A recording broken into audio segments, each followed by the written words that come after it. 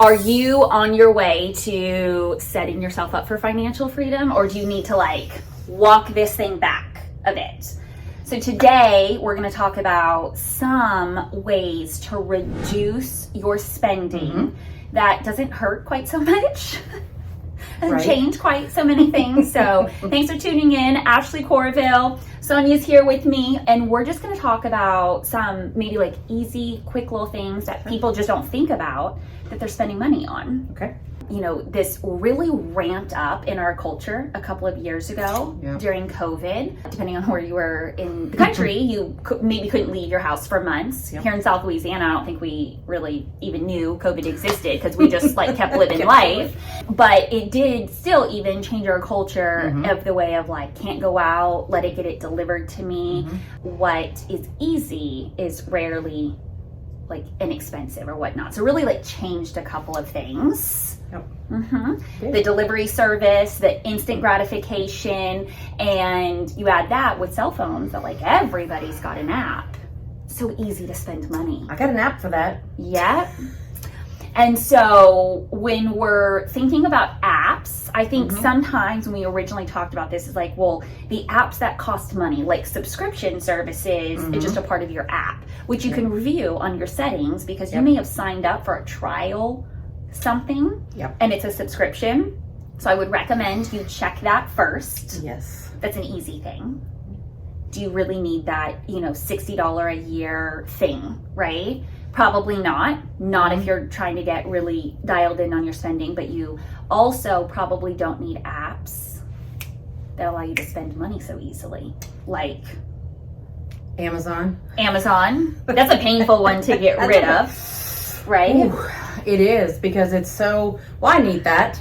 Oh, I just remembered I need to order that. Oh, what? That is so pretty. Where'd you get that? Oh, okay. Boop, boop.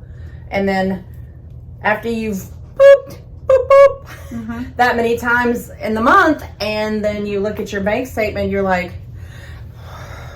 And so like there's really a difference between like, oh, that's so cute. I need that. You don't need that. You want that. And so one of the things that I am famous for are adding things to my Amazon cart and then moving them to my save for later because I don't check them out. And so one of the things I've been doing in this process, let's call this experiment, if Ashley can go on a budget spending plan, right? We're still working on that. Still working on it. That's what I've been doing. I've been like adding all these things in my house, like, oh, I need that. And some of them are like true needs, you know, and okay. You know, when your kid says, oh, I need this for, you know, school or whatnot, those are needs. And that's actually where it started, is I had a bunch of wants in my cart that I wasn't ready to push the button on until something needed to be ordered, a true need. And I had to move them to my save for later. And I was like, what? It just saved me $200.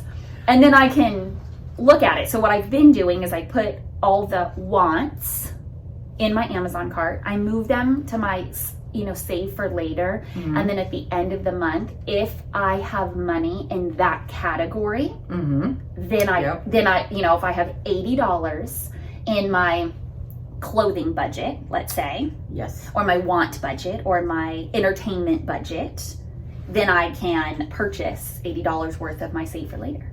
Right. And like, that's worked really well for me so far. Right. It's probably saved me thousands of dollars if I had to guess, because I want a lot of things, but I can only afford certain things. Exactly. Yep. So Amazon's a big one.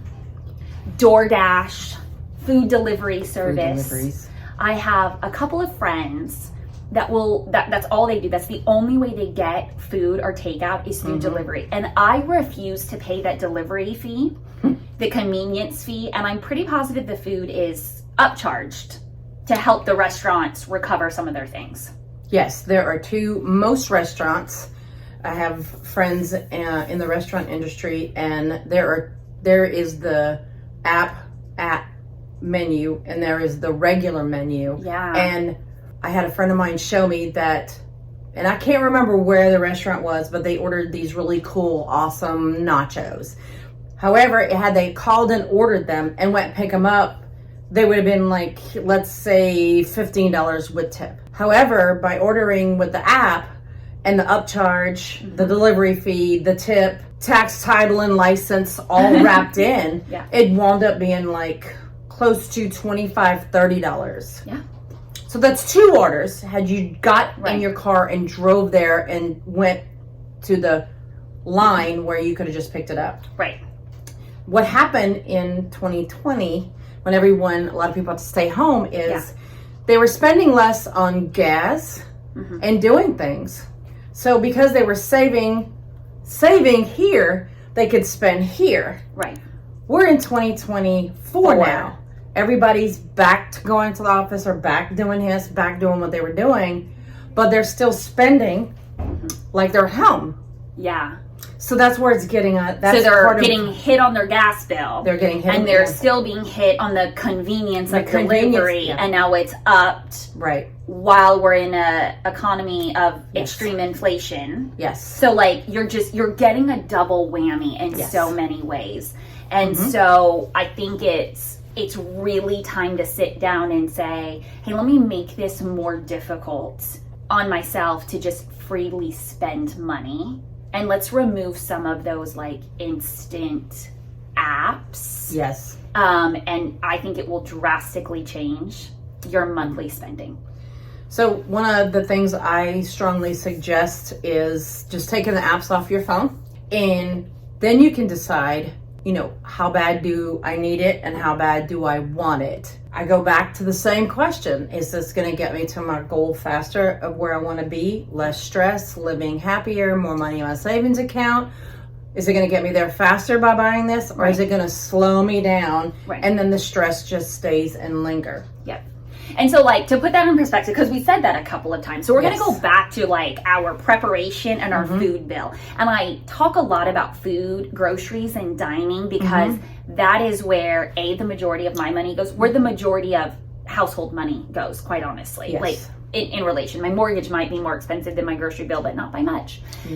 Yeah. And so, I constantly go back to that. So when she says, is this going to get me closer to my goal? Then less. Okay. So for me, one of the very first things I did when working on a spending plan was I cut out all of my lunches out, my quick orders, my drive-thrus, my Subways, my like easy things to grab.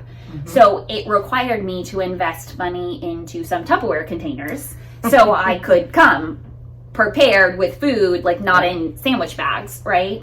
So that's getting me closer to my goal. I had to spend a little bit of money to get appropriate to-go containers, which was $25 or something like that, to avoid $150 a week of going out for lunches, right? Because that's just the cost of things, right? That's getting me closer to where I'm going, not. But also with your eating out, it is very challenging to go through a drive-through and get a good healthy meal that doesn't drag you down, wear you out, fill you up full of carbs and sugar. So oftentimes you find people buying that drive-through lunch or whatever it is, and then mid-afternoon they're having to go and get the energy drink, the coffee with the extra shot, because they had that lunch. I'm not insinuating all those are bad. However, you got all the bread, the french fries, the fried this, and then the, giant bucket size of soda, whatever it is, drinking.